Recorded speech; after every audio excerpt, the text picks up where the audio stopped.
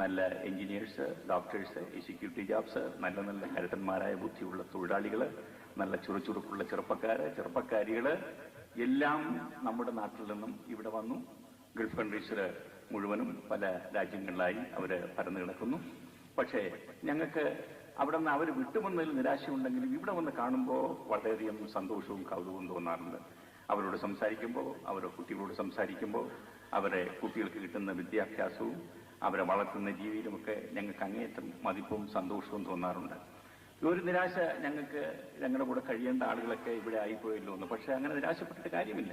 ലോകത്ത് കേരളം മാത്രമല്ല, ഇന്ത്യ മാത്രമല്ല, എല്ലാ രാജ്യങ്ങളിൽ നിന്നും ആളുകൾ അങ്ങോട്ടും ഇങ്ങോട്ടും ഓരോ രാജ്യങ്ങളിൽ കയറി പാർക്കുക പതിവാണ്. അതുകൊണ്ട് ഈ ഒരു പ്രോസസ്സ് അതിങ്ങനെ നടന്നുകൊണ്ടിരിക്കും, പ്രക്രിയ നടന്നുകൊണ്ടിരിക്കും.